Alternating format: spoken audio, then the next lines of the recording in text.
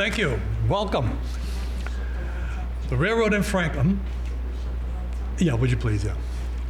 The railroad in Franklin.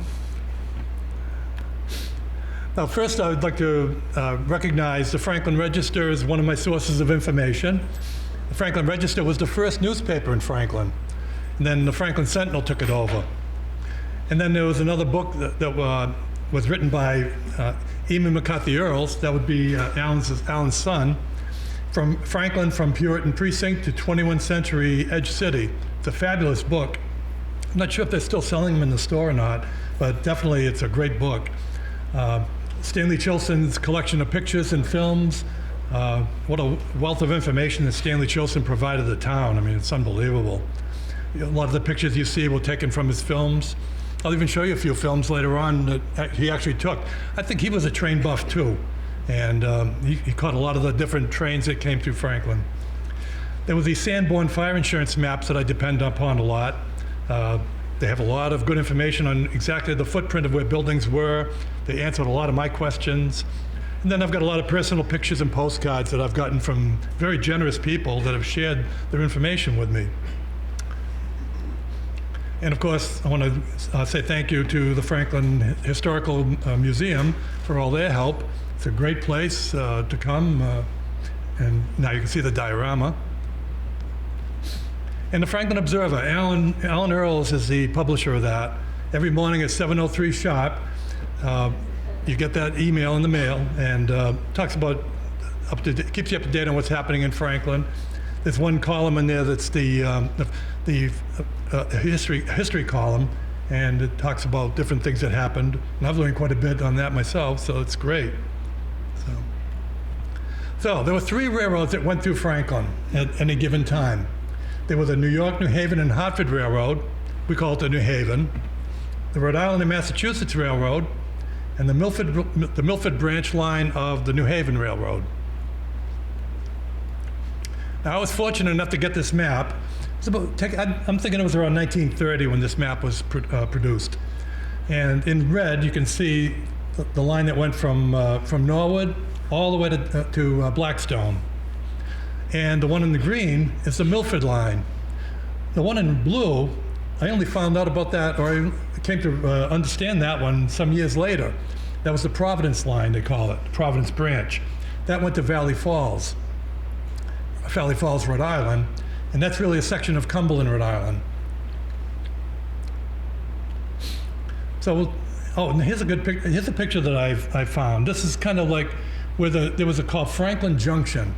And it was right down near Union Street. That's, you can see where the building there is the old Ray Woolen Mills. Today that's Franklin Landing, and you can see the building that is today's Franklin Mill store there. But that was a place called Franklin Crossing, and that's kind of where the 3 lines kind of merged. The 3 arrows is pointing to a little trough. It's a water trough. Believe it or not, the locomotives had this little thing, and as they were going along, they could gather up some water. So I thought it'd be kind of cool to show that. And then this picture was taken near Franklin Junction. And for quite a while I looked at this picture and I'm thinking, where the heck is that thing? And then I saw that house in the back that I'm pointing to with the arrow. I'm saying, what house would have, it wasn't really facing the street. And so I'm thinking, I know of a house on East Street down near the crossing. Maybe that's the house. And sure enough, that house is still there to this day. So that tells me that was taken at Franklin Junction. So we'll start with the New Haven, the New York, New Haven, and Hartford Railroad. New Haven. Okay. So the first line that passed through Franklin was the Norfolk County Railroad. That's what it was called back then. And it was established in April 1847, in April of 1847. And the line between Dedham and Walpole, that section opened in April of 1849. And then an extension line from Walpole all the way to Blackstone was a month later. So they really built that quickly. Now that made a connection between this line and the Providence-Worcester Railroad down in Blackstone. Now, the railroad was put in by a lot of the Irish immigrants who came to Franklin. And they were actually the first parishioners of St. Mary's Church. Now, this is the home of Seth Wadsworth. That's down on Spring Street. And it's in a small little village called Wadsworth. They named the village after him. And what he did, as soon as the railroad went through there, he established a little general store, and there was a school nearby. He basically built a little village for himself. And if you're wondering where this is, if you walk the rail trail, the Southern New England trunk line trail, when you get to Spring Street, that building is, well, it's gone now, but that's exactly that location. This is Spring Street right here. In fact, that wall is still there. So in 1854, the Norfolk County Railroad merged with the Boston and New York Central. And in 1863, they were acquired by the Boston, Hartford, and Erie Railroad, but that line folded in the disastrous 1873 Wall Street panic. Back in those days, they called it a panic. Today, we call it a recession. And then it was reorganized as the New York and the New England Railroad. And this picture was taken, let's see, it was before 1928, because that's the old railroad station, railroad depot. And you can actually see the first coal elevator up in the left-hand part of the picture. That would be replaced with the newer coal elevator, which we'll see in the diorama. Now, the White Train, or the Ghost Train, as some people called it. Back in 1884, a speedy passenger express train began to run between Boston and New York. And they did it in less than 6 hours. Now, this is 1884. Can you imagine? I mean, that's pretty good. And it was called the White Train because all the cars were painted white. And it continued to run till about 1895. In fact, Scott and I were talking a little while ago. There was a roundhouse down at the end of Alpine Place. We were looking at one of the pictures, and right next to the roundhouse is a railroad car, and it's painted white. So Scott and I were thinking, I wonder, it's very possible that was one of the cars. Who knows? Yeah. So in 1895, the name of the railroad was changed to the New England Railroad. But 3 years later, the company was taken over by the New York, New Haven, and Hartford Railroad, the New Haven. And so it was one of the rail giants of New England, and it would eventually be known as the Midland Division. Now, this is an undated photo of the train depot in Franklin. You can see the water tower, and Scott's replicated that in the diorama. It was built in 1902, and it stood 47 feet above the track. It was 24 feet in diameter, and it stood about 16 feet tall. And it had a capacity of 61,500 gallons of water. Wow. In fact, some of the cement footings are still there to this day. If you walk down to go to the depot and you look over, you can still see these square cement footings that are still there. Now, during the 1900s, the early 1900s, the Midland Division became a very important route for dairy farmers, because a lot of the farmers were selling their milk to Boston, people in Boston, and they needed to get their milk to the train very early in the morning. So one farm was the Elm Farm Dairy, which is shown here. That was up on West Central Street. And eventually that farm would be owned by the Ray family when they first came to Franklin. And eventually that farm would be bought out by two brothers, Israel and Maxwell Gorelick. So I think you know with the story on that. Today it's Gorelick Farms. Now I love Google Earth because it shows a lot of what it looked like what it looks like today. And one of the things about Google Earth, you can actually see where the trees kind of still didn't grow in.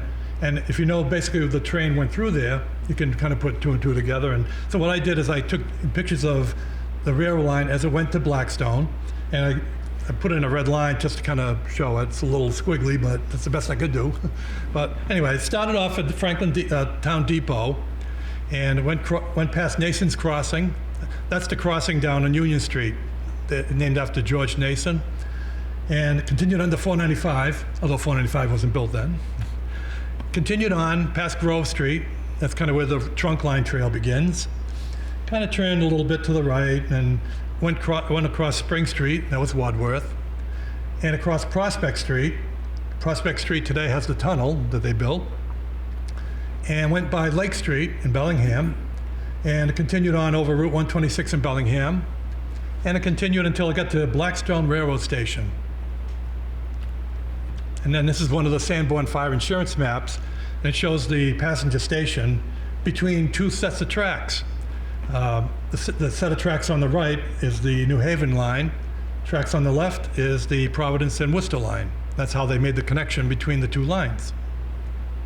In fact, sometimes we go walking on the rail trails. Sometimes we go to that very spot because they have a nice the sidewalk and everything. And there's a parking lot today where that depot was, and they've got it all done over really nicely.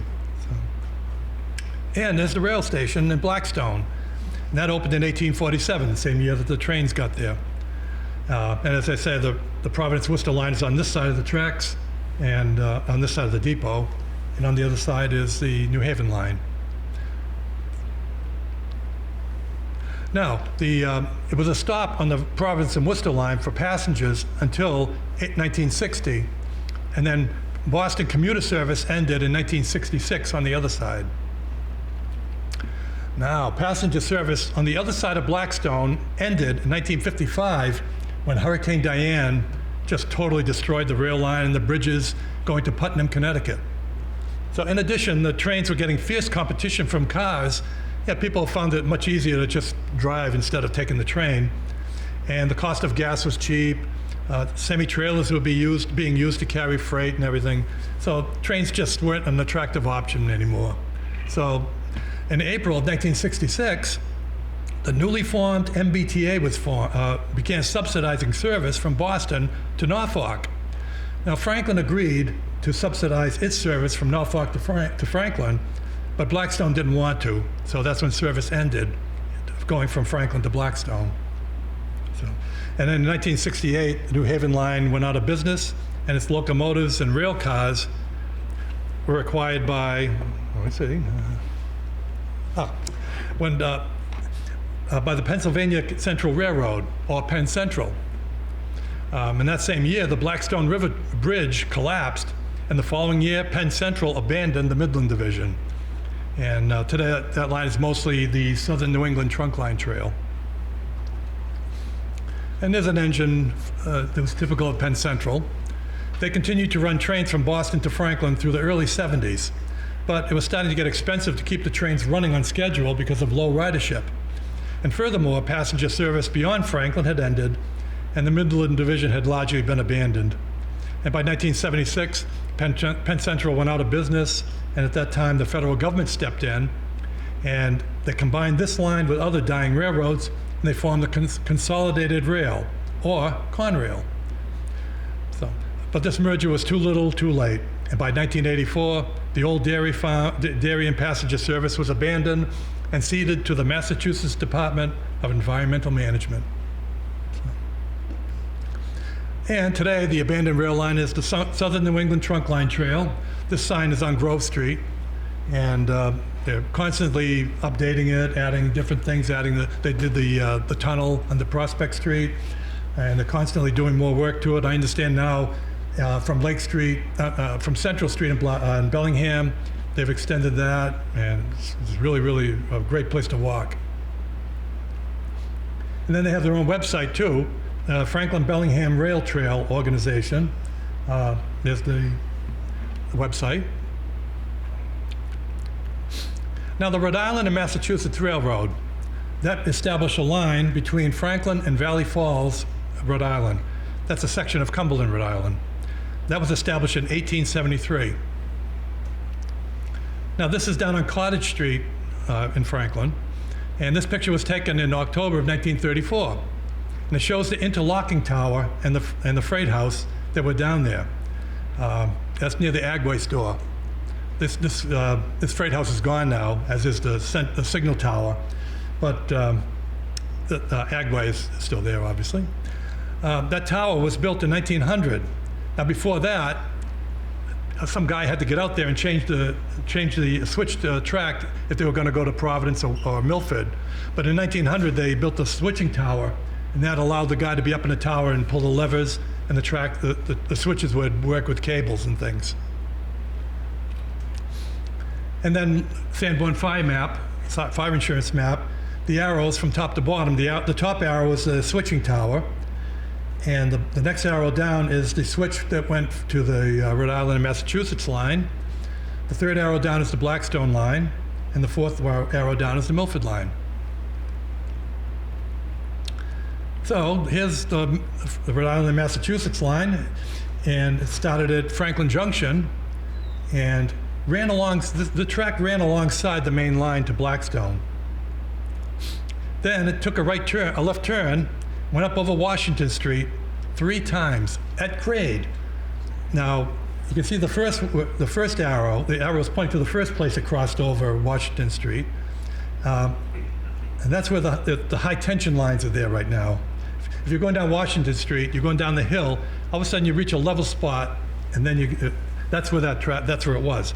Now, recently, you can still see where the railroad tracks were, but recently they started digging it all up, and they're putting a whole new thing in there. So a couple of years ago, I went down as I was doing my research, and I took some videos of the rail line right there.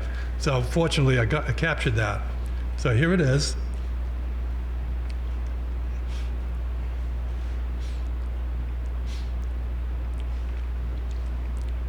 And then that's looking up at Washington Street. And that's where the high tension wires go through there.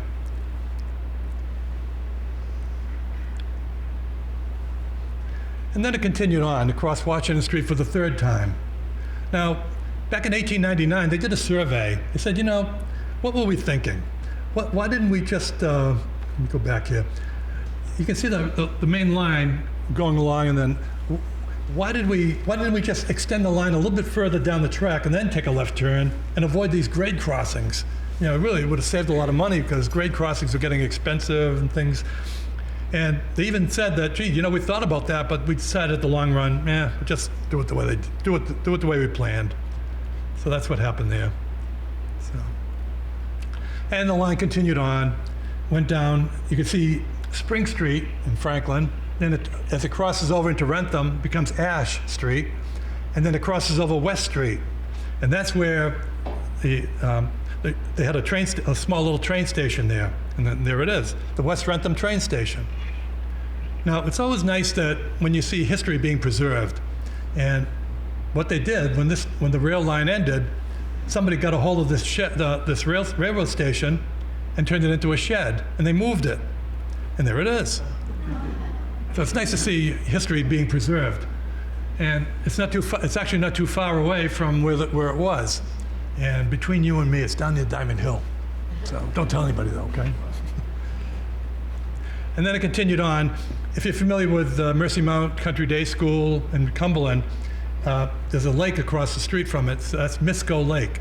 Well, that's what this is. This is Misco Lake. The rail line ran beside it and continued on, and then it crossed over Grants Mills Road. And today you see 114 going there, and then you can see that's Diamond Hill Road. So that's where it crossed over. The arrow is pointing to where the the Grants Mills train station, that's where that was. That section of Cumberland is Grants Mills. And then it continued on. This is Diamond Hill Park. Everybody familiar with the ice cream machine?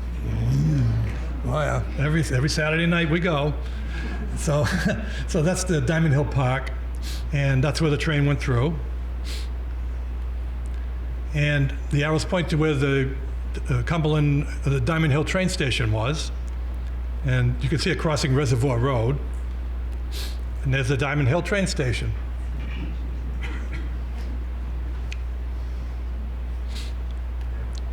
And then the Diamond Hill Reservoir, the train crossed over a trestle there.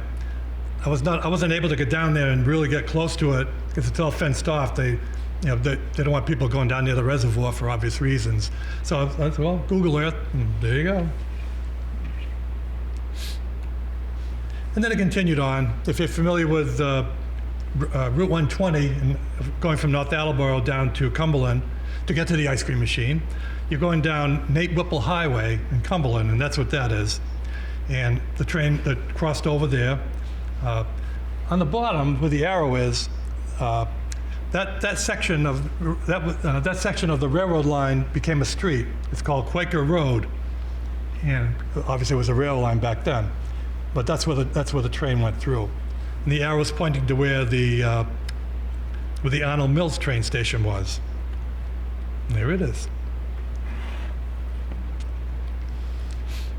And the line continued on and towards the Adamsdale section of North Attleboro. And here, now Quaker Road, believe it or not, there's two segments of Quaker Road. There's up where Diamond Hill Road is and on Nate Whipple Highway. And then down here, off of Rawson Road, there's another section. Now, I'm thinking it must have connected at one time, but this section here is the other section of it. And right where that arrow's pointing is a person in North Attleboro. I won't mention his name, but I know of him. He's a very prominent person in North Attleboro. He owns a house right there. He must have bought that property and made that a private road. So then that's where the train station was for Abbott Run. And there it is. And you can see they even had a coal elevator there. And again, now the diagonal line is going from Cumberland into North Attleboro. And it continued on. Any golfers familiar with Chamawa Country Club? That's Chamawa Country Club. And here's where it crossed over. The red line indicates the line we're talking about. Continued over and crossed over Mendon Road. And that's the Adamsdale section of North Attleboro. Now the blue line, in later years, early 1900s, they decided that they wanted to connect the old Colony line in North Attleboro with this line. So they put a new line in between there. And that line crosses right up the street from my house, actually. In fact, I know somebody else who's very, very close to that line. And his backyard is really where that line is. So I won't mention his name, Greg. And so that's where the two lines meet. That's Adamsdale Junction. And there's a picture of Adamsdale Junction. And then it continued to the Adamsdale section, the Adamsdale train station on Depot Street in North Attleboro. And there it is. And once again, wouldn't it be nice if some history was preserved? Well, guess what? It is. It's right on Depot Street in North Attleboro. And you can tell that they do a really nice job restoring it. Beautiful, huh? I took that from the street, so I didn't want to go over to the guys. Hey, can I go into your garage? No, I didn't think that would be cool. So. And we continued on Route 123 rather, going to Cumberland from Attleboro. That's where that's crossing. Now this is the Cumberland Mills train station. I'm not exactly sure where it was, but my information showed that it was 1 mile before Valley Falls. So I'm not exactly sure where it was, but pretty close. And then the train line enters Valley Falls. And that street, where it's crossing, where the arrow is Titus Street. The blue arrow is pointing to the train station where the Providence and Worcester line was. That was at the end of Chapel Street, I think it was called. And then right where that arrow is pointing, right there was that little train station, and that's Titus Street right there with this crossing. You see those two houses in the back. Those houses are still there to this day. You'll see them in a minute, and I think you're going to see them in a minute. They're painted yellow, but they're still there today. And there's those two houses again. And again, you see the arrow pointing to the Providence and Worcester lines train station. The tracks on the right were the ones that went to Franklin, and the ones on the left went for the Providence and Worcester line. Now here's a picture of, recently my wife and I were walking down in Holliston on the rail trail there. Now, when you're walking down these trails, sometimes you notice you're up on high ground, and you look down to the left and you look down to the right, and you say, wow, this is really up high. So I'm thinking, okay, one of two things must have happened. They either got real lucky when they're putting the trains in, and they found that spot, oh, good, put tracks there. But more likely, they put that dirt in when they put the rail line in. So I figured that's what happened. They must have just brought that dirt in. But then I'm starting to think, okay, if they brought that dirt in, where did it come from, and how did it get there? So further down the tracks was the tunnel. And as you can see, it's high ground way up top, and it's a gully. So I'm thinking, I bet you when they dug that out, that's probably where they got the dirt. And that's true. There's an information board right nearby, and it talks about that. And they said that when they were digging that gully, they said that the dirt was really, really hard. It faced a major obstacle because that dirt was more difficult to remove than rock itself. So they dug it all out, and they moved it. But it still didn't answer the question, okay, well, what did they use to move the dirt? Well, somebody on the, was it you, Ron? I'm not sure. I think somebody gave me this picture. And I said, wow, as soon as I saw that picture, I said, that's it. Now that trestle, I don't think that trestle is meant to be there for long. I mean, it's a temporary trestle. So, but think about it. What they did is they built that trestle, and then they got these dump cars that dump on the side. They dumped all the dirt on both sides, and they built it up, and then just buried the trestle. That's how they did it. And even better, look at this. You can see the cart, the railroad cart in action. Imagine that, huh? So that answered the question. It says, wow, really cool. Now, here's a story I love to tell. I mean, some of you have already heard it, so bear with me. But the line, you're familiar with Wampum Corner in Rentham. The railroad went through there on its way to Plainville and on to North Attleboro. Well, back when they were putting that line in, they were a locomotive was pulling in 3 or 4 cars with the dirt in it. And it must have been getting late in the day because they said, why don't we just disconnect the locomotive, bring it to the engine house, and the next morning we'll go back and we'll reconnect and we'll take care of it. So the engine house, the locomotive goes to the engine house, spends the night. Next morning they go back, the cars were gone. It's like they disappeared from the face of the earth. But that's exactly what happened. They sank into the mud. They were gone. What happened was they put them in a boggy spot in there. If you're familiar with Plainville, they built this new police station where the old Hill School used to be. It was up behind there, somewhere in there. It was very boggy conditions. They had built a temporary track, and that's where they put those cars. They sank in the mud. And they're still there to this day. They didn't bother digging them out, obviously. But imagine that, though. So, wow. And the Milford branch of the New Haven Railroad. So in the early years of the Boston and Albany Railroad, a branch line extended from Milford to Bellingham Center. And in the early 1870s, because of the efforts of Joseph Ray, and George Draper, they got a charter from the legislature which would extend the rail line from Bellingham to Franklin. So the railroad junction was created in Bellingham on that line. That was the Ash Lane branch of the Midland Division. And then they connected it to Franklin at that Franklin Junction. They called it the shortcut line. And it was laid down in 1883 and extended from Bellingham Junction to Nason's Crossing. Okay. Now this is the line, let's see. The cost in 1883 to build that line, it was $100,000. Pretty good bargain. So, and when the rail line was laid down, it was passed by the Ray family's Elm Farm Dairy. What a coincidence, huh? You think? No, it was no coincidence. I'm sure they planned it that way. And can't blame them. They paid for it.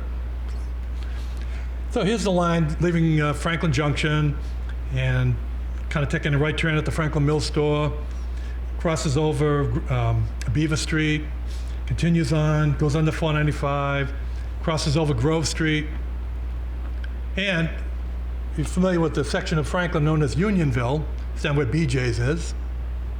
This train station was located right at the curve, and before you go over to, that's actually the old West Central Street right there, and that's where that train station was. And then the line continued on, and then passed, let's see, it passed by Gorelick's, went under Maple Street. Remember Mark Lochner's, that was Maple Street. Went under there, continued. And then this is where it created Bellingham Junction. And that's where the connection was made with the 2nd Division of the Ash Lane branch of the Midland Division. That line went to Milford and Ashland, went north to Milford and Ashland, and went south to Woonsocket and Douglas, Mass. And then this is the train station, Midland Station at Bellingham Junction.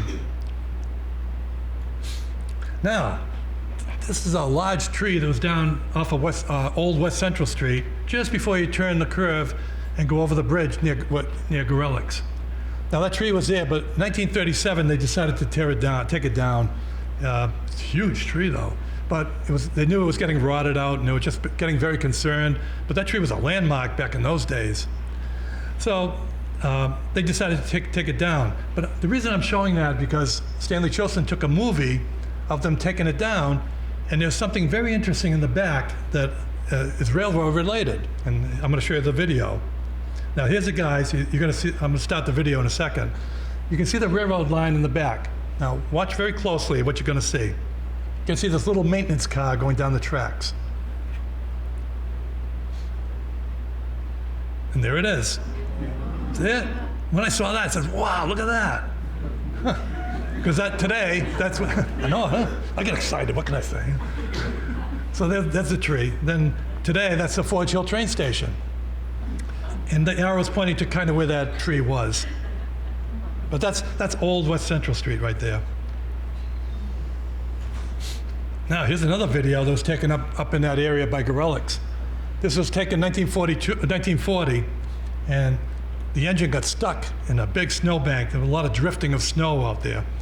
So I'll start the video, but you're gonna love this.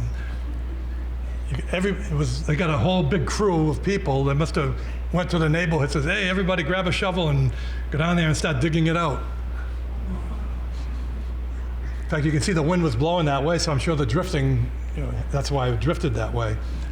That guy right there is the engineer. And even, even he got out there and started doing it.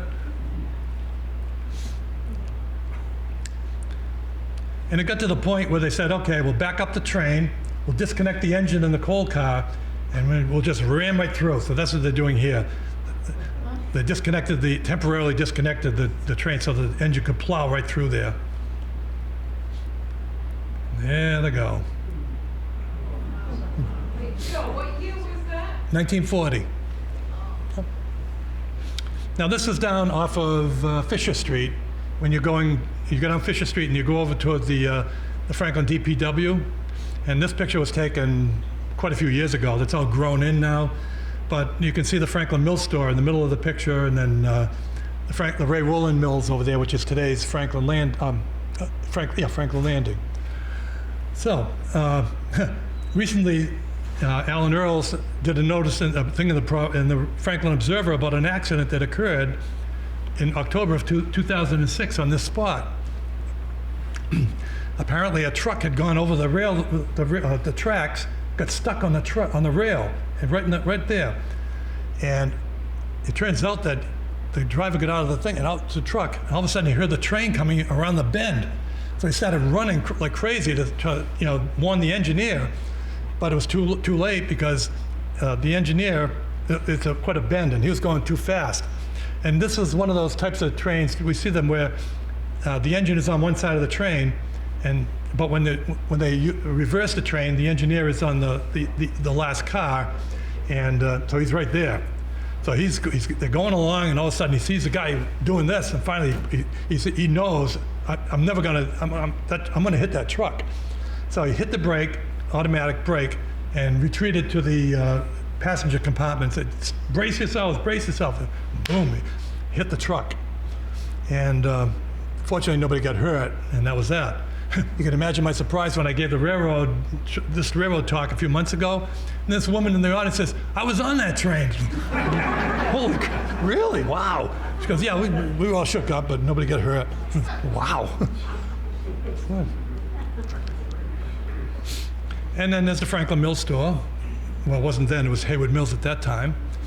And you can see the tracks going to the right, going to Milford, and the ones on the left going to Blackstone. Now, here's some films from the Stanley Chosin collection that show trains in action. This is the downtown area. This is a gas electric car. This is 1935, the first year Stanley Chosin started doing films. And going out there and getting the baggages and things. You can see a freight train on the other side of the track. This one I love. down in City Mills. It's all grown in now, but at City Mills, you used to be able to see that. Look at that.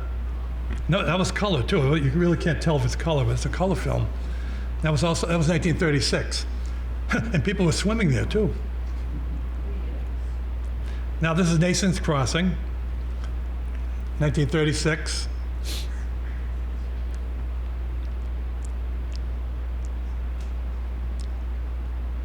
Now that's the main line, and if you look to the right, you can see the tracks. You can see the track, how it goes off where the switch is, and that's the Rhode Island and Massachusetts line. Now here's that gas electric train pulling in again, 1937.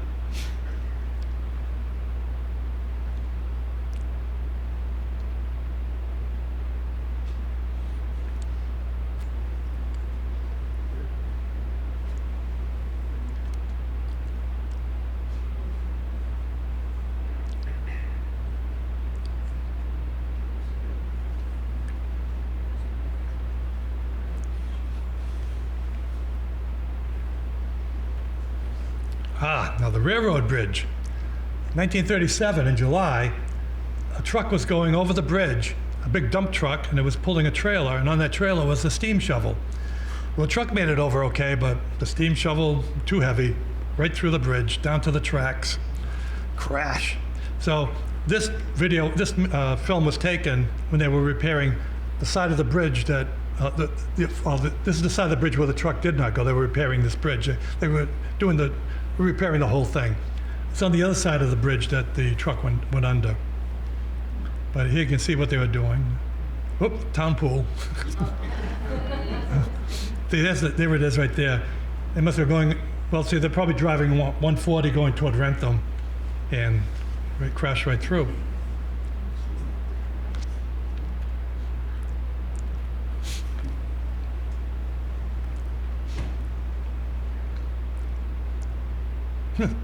Just stand right here and look at this and say, wow, it's the same thing.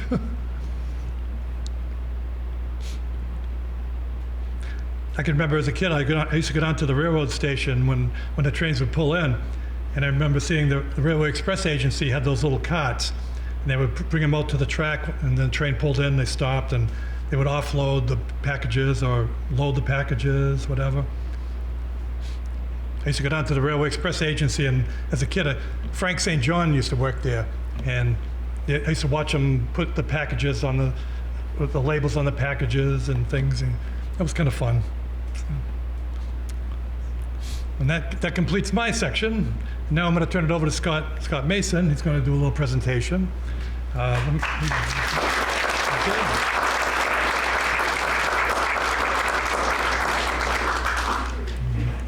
I'm going to fire it up for you, Scott. Thank you, sir. Oop, don't want to rename it.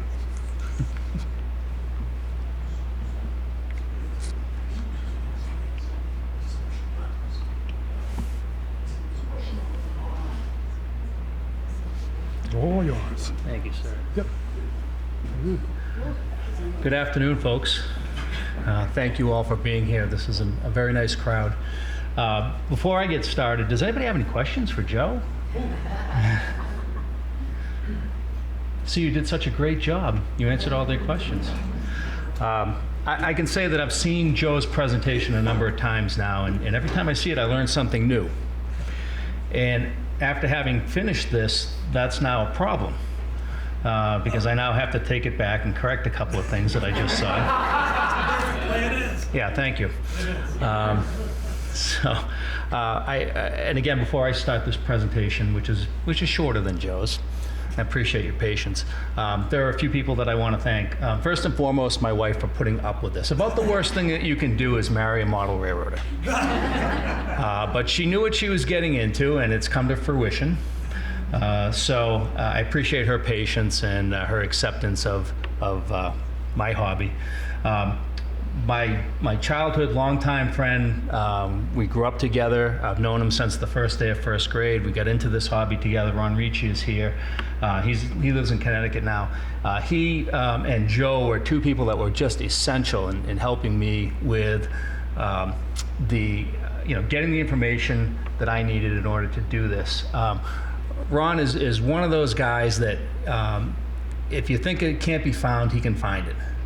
And probably is one of his best contributions to this project was he found the original plans to this station, which was built in December of 1928. And that allowed me to build it exactly the way it was then, and for the most part still is today. Another friend whom I don't see, but he thought he was going to be able to make it today, Sam Maxwell, another Franklin native, was responsible for helping me with some of the more complex CAD work, including drawing out this station. So I want to make sure that those people are recognized, because this was a 4-month wind sprint to get done. This is probably, for someone who's been in the hobby for about 50 years, this is probably about a year's worth of work. And I loved doing it. That's in no way meant to be a complaint of any kind, but the point is I couldn't have done it without the help. I also want to thank my fellow commissioners who were very supportive of this process. I think they probably didn't know what the end result was going to be, so they acted on faith. My first meeting as a commissioner, the topic of new displays came up. And Alan, this is where I slander you a little bit. So Alan Earls elbowed me in the ribs, and he said, "Hey, you're that train guy, aren't you?" And I knew at that moment I was in a lot of trouble. So this is the result of that, and we'll talk about kind of what's next as well.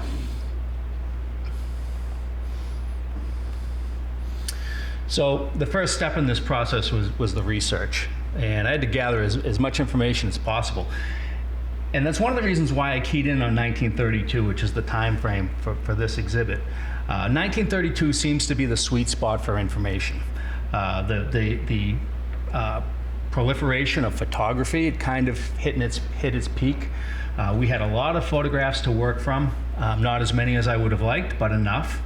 And that allowed me to recreate this scene to the best of my ability. The linchpin was the station itself. As far as we can guess, this is the third station that was on that site. The first station would have been built when the line first went through in the mid-1800s. The second one was built in the 1870s, and this one was built in December of 1928. This was, of the three, this was the only one that we had a clear photograph of, not to mention the fact that it still exists, and I could go down and measure it. So, because that's the focal point of this exhibit, we wanted to work with something that we could make sure we were as accurate as possible with.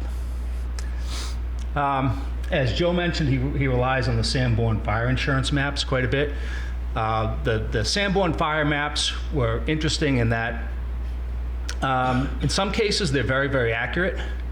In some cases you scratch your head and say, wait a second, I'm not so sure about that.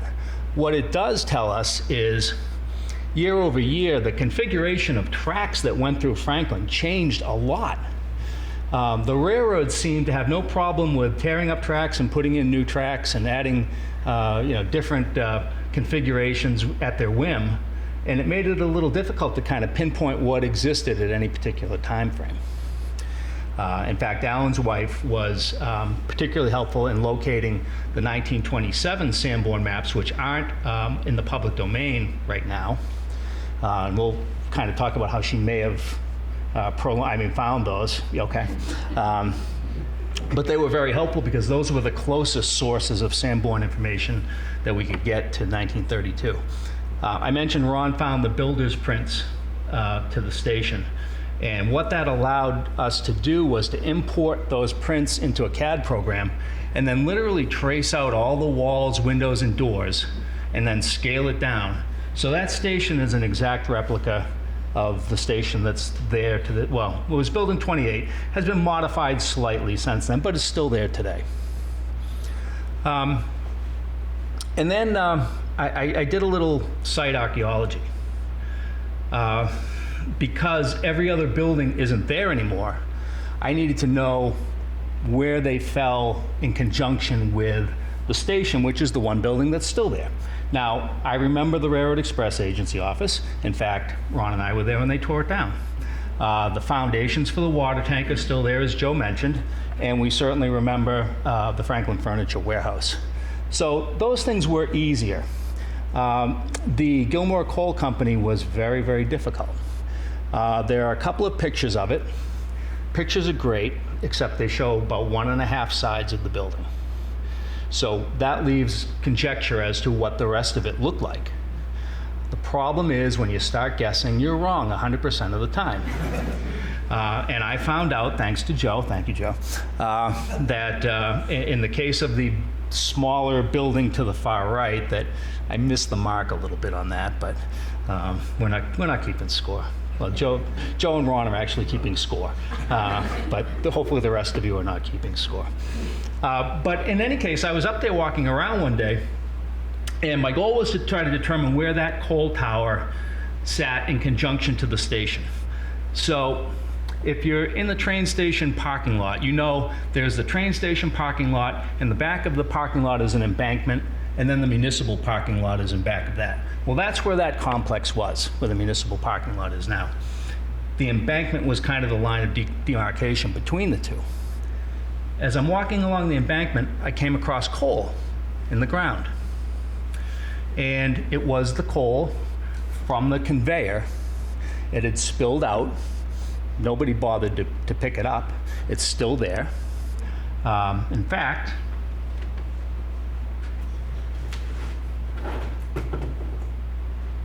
it's here. So I grabbed some. So then all I had to do was kind of measure, take a couple of measurements, and I could figure out exactly where that building was. So that was a big help. Anytime you build something to scale, there are always compromises and obstacles that you've got to overcome. Not the least of which in this case is the compression of everything. Now, all the buildings are built to scale. If we scale these out to 1-to-1, they'd be the actual size. This point right here to the far point on the other side of the bridge is not to scale. That would be 23 feet long if I built that to scale. That raises a couple of problems, not the least of which is how I build that in my house, but certainly how I would transport it, how I would fit it in the building, and then how it would sit once it got in here. So that was a little bit of a non-starter. So I had to get 23 feet down to 8 feet. So it's a bit compressed. At the end of the day, it was a worry, but I think it's okay. And then I mentioned the maximum size of the diorama. It's amazing how much real estate a railroad takes. As I was walking this out, I was thinking to myself, all right, well, I've got to be getting close to that 8 foot, I'm thinking scale in my head, 8 foot mark. And, you know, literally I'm at the end of the passenger platform and I'm at 8 feet. And I'm thinking, oh boy, this is going to be a little bit of a problem. So I hope these are fun facts. They are for me. This one's not going to be a fun fact for Ron. Can I tell you a story? Good. Okay. This is one of the great stories of all time. So it's just so typical of our childhood. So we had made friends with lots of people around the railroad. For instance, there was a daily freight train that came from either Reedville or Framingham, and it went to Milford and back. And when we were kids, in the summer, we would ride on the caboose. Nowadays, we would end up in foster care. Our parents and the railroad employees would be arrested. It wouldn't happen. But my mother would pack a lunch. Wasn't the usual saying it's be home by 6? Be home by 6, yeah, as soon as the streetlights came on, and we were. So Ron also had made friends with the station master, and now we're 8th or 9th grade, and he says to the station master one day, he says, "Can I have the sign hanging out front?" And the station master looks at him, and talk about leaving it open to conjecture. Says, "I'm going on vacation next week, and when I get back, there better be a sign hanging there." Well, there's a lot of ways to interpret that information, right? Now, if you know my good friend, you know exactly how he interpreted it. He came back at some point late one night with a ladder, took the sign down, took it to wood shop, said to the wood shop teacher, "We need to recreate this sign exactly." The wood shop teacher took it as a challenge. They did. He lugged it, now mind you, I think you weighed 90 pounds in those days. So between the step ladder and the sign, which both outweighed you, lugged it back uptown, hung it, and 10 years ago, they changed the name of the station to Franklin Dean College, and they hung a new sign up. But what they did was they hung it directly over his replica of the sign, and if you go up there and you look up at it, you'll see his old sign hanging behind. He has the original. Now, as best we can tell, this sign actually, and this is one of the things that I noticed in the presentation today, this sign is probably even older than 1928 because we saw them in one of the slides. There were two of these signs, one on either end of the station. They were actually put in posts in the ground, one to the right of the REA station, one to the left of the station platform, if you're looking at it from my view. This is one of them. So it's a wonderful relic. Ron has promised to bequeath this to the museum. I'm going to get that in writing before we leave here today. But I love this story. So it still hangs there. The replica still hangs there to this day. And the original is safe and secure. So I mentioned the builder's plans. So, for someone who's a railroad history buff, this was like Christmas Day when he texted me and he said, "Hey, I got the plans." He knew exactly who to contact, where to go. The New Haven Railroad Archives are located at University of Connecticut. And so he was able to get his hands on them and send them to me. And there they are. And they're almost correct.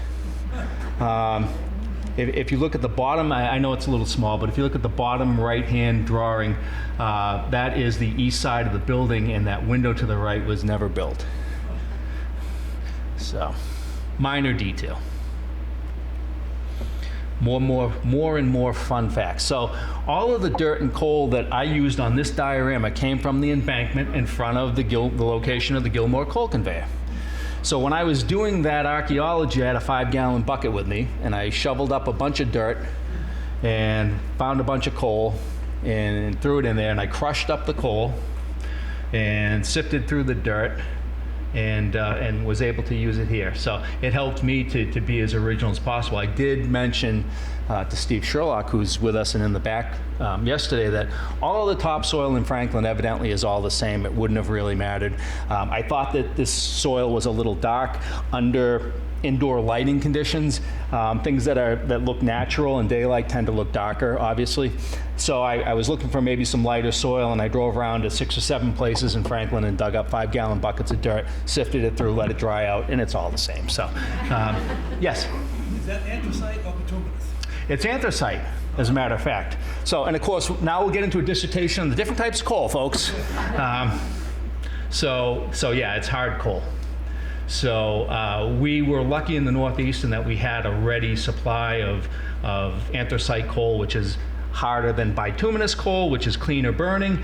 Up until the early 60s, just about every house in Franklin burned coal to heat itself. So if you look at the diorama, you'll see the coal there, and you'll notice too the spot where the ground is darker. That's coal. That's where it came from. There's also some foundation pieces, which I'll show you in a second, like right now. The railroad is a poor neighbor. So they don't care, they own the property, they don't care where they throw things, and they never clean up after themselves. So it's great for amateur historians like Ron and I, because we're gonna find what you left behind. When we were kids, we used to search out date nails, which were nails that they put in the center of the railroad ties that told the railroad when those ties were placed in the ground new, and it helped them with their replacement practices. Problem is, they abandoned their replacement practices because the railroads never really had any money. They had good intentions, just never the money to do anything about it. So as I was walking along the embankment, I found evidence of the railroad siding that these coal cars are sitting on. When the railroad ripped up the siding, they took the rail and sold it for scrap, but everything else they just tossed into the embankment, such as, and I'm hoping I don't need a tetanus shot after this, but this is a tie plate with a spike still in it that I found, along with probably 120 others just like it. But there were rotted ties and all sorts of evidence that they just didn't clean up after themselves. This is a piece of foundation from somewhere in that complex. There were two other buildings from where you're sitting to the left of that coal tower. One was some type of shed. This company also sold grain. A gentleman came in a couple of weeks ago and pointed to the building on the far right and said, "I remember that building. Mrs. So-and-so was the office manager. I used to have chickens when I was a kid, and I'd go in there and she'd have the boxes of grain all ready for me to go." So that was a nice anecdote. The horse trough on the bridge. So I sent a picture to my buddy Sam, and I said, "Can you draw this in 3D?" And I figured I could somehow scratch build it if he could draw it. And about 2 hours later, he sent me a text message with a picture of that horse trough that's on the bridge now. He had 3D printed it. I didn't even know he had a 3D printer. So it made my life easy. We will eventually add the post that comes out of it that has the sign on the top of it. But again, with 4 months to put this all together, there were certain concessions that had to be made. The Main Street Bridge was actually raised about 3 feet. Back in the 70s, freight cars had already become taller. There was a little bit of a clearance issue. And then passenger cars, they started bringing those double-decked passenger cars. And when that happened, there wasn't enough clearance under the bridge. So if you go under the bridge, and I don't recommend anybody here do that at all under any circumstances, because it is not a nice place under there. You will see the original stone foundation on the abutments, and then you'll see the concrete that they added on top of it to build it up. So as best I could, I tried to convey that was the road and the bridge were flat. Now you'll notice there's a little bit of a hump as you go over that bridge. I mentioned the fact that several people stepped up to help. The locomotives and cabooses, and freight cars for that matter, are all accurate to the prototype. A good friend of mine in Florida, who's a prototype modeler, found the locomotives for me, detailed them so that they were appropriate for New Haven, and sent them up free of charge, which was just such a kind gesture because it's about $600 worth of locomotives. Another friend in the Detroit area, who's a wonderful model railroad artist, kind of transcends the rest of us, loves to build these little vehicles that you see. And there's 20 of them on the exhibit. They all come as kits. And my eyesight isn't getting any better, and this guy is 18 years older than me. I don't know how he does it, but he's built over 250 of these things. And I offered to buy 20 from him, and he wouldn't take the money. He sent me the 20 cars as a donation, and they're worth about $50 a piece, built, painted, and weathered the way they are. So it was an incredibly kind and generous gesture on his part. So again, it's just part of acknowledging all of those people that helped get us to this point. I thank them. So what's next? There is a larger scope to this project. The proposal I laid out to the commission was to do subsequent exhibits that cover each end of the railroad from this point, from the center of town. So right now I'm working on the next portion of this, which would be the next eastern portion, which will cover the locomotive roundhouse, which was to the far side of the tracks if you're sitting where you are. And then the Thompson National Press, which would be on the closest side of the tracks from where you're sitting right now. So I've already done the CAD work on Thompson Press. It is a big building, and you know, I've been doing this long enough so I should know better. It's always bigger than you think it's going to be, and always more work. But the kind of the benchmark I'll use is there's over 400 windows in it. So it's a big building. There is the locomotive roundhouse is an unusual structure. It's probably the only one of its kind in that it was sheathed in tin. Every other roundhouse I've ever seen pictures of or seen in person have either been brick or wood. I think this is testimony to just how cheap the New Haven Railroad was, and probably about how long they thought they were going to need this thing. So they weren't going to throw a lot of money into it. There's really only one view in a photograph, and Joe had mentioned that the conjecture is that the baggage car from the ghost train is parked alongside of it. So that's the story we're going to tell from now on, Joe. So there is, yes. Can I just tell one quick story? Sure, absolutely. Yeah. The reason that house was built and the train table was because Joseph Ray decided to contribute the money towards that. What was happening is there was no roundhouse in Franklin before then, but there was one in Blackstone. So there was a couple of trains that ran from Walpole to Franklin, but did not go all the way to Blackstone. Now a locomotive needs to be turned around, right? So what they were doing was they would turn the engine around in Walpole. They would back the train up to Franklin for those two trains, and then go back to Walpole. That was okay during the summer, but when it came to the winter, they couldn't back the train up through the snow. So they said, well, we're going to have to cancel those two trains. So that's when Joseph Ray stepped in and says, well, I'll tell you what, let's build the roundhouse and let's build the train table, and that alleviated that. So the goal is to have this next section done by December 1st. So that's a wonderful thing. I got a full year. So I'm looking forward to it. Again, the process, we've already started the process. This is an interesting picture, the Thompson Press picture on the top. If you notice in the lower left-hand corner is some pipe.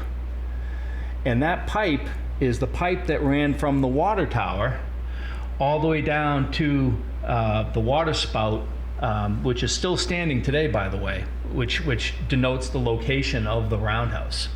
You can see in the roundhouse picture, there is a water pipe it's kind of sort of bottom right.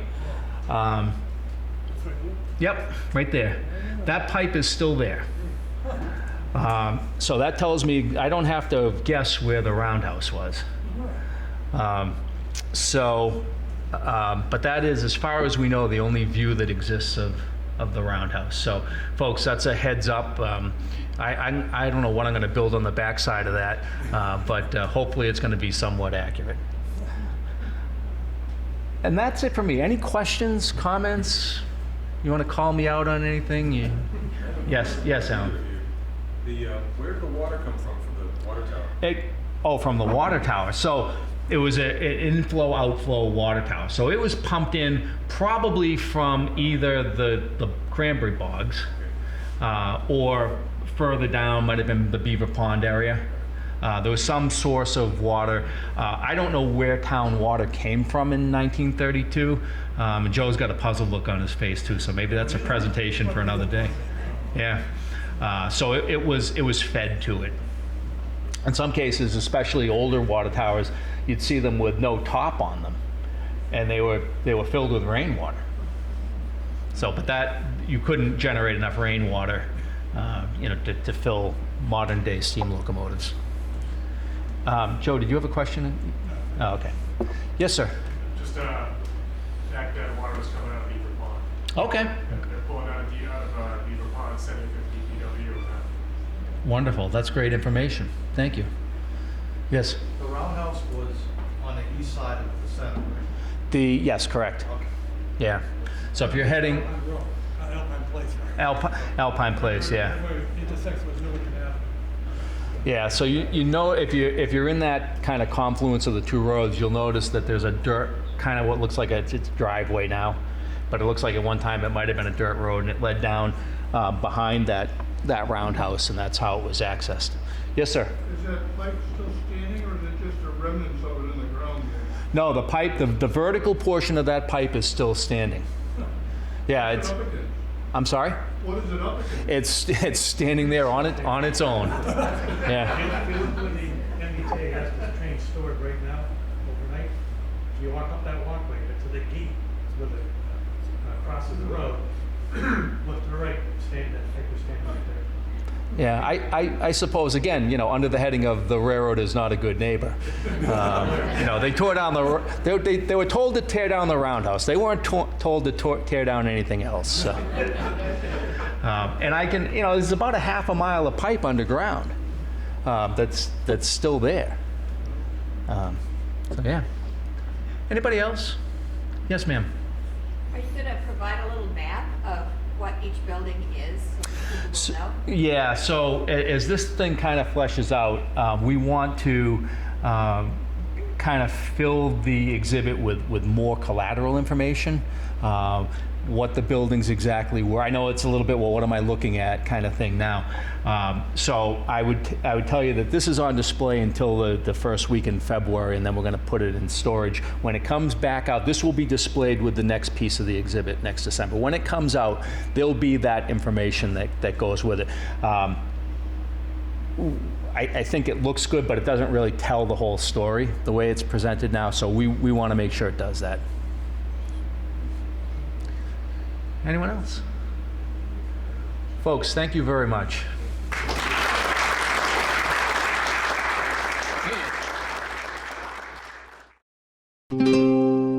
This program was made possible by your Franklin friends and neighbors. Good folks just like you. Thanks for supporting Franklin TV. And thanks for watching.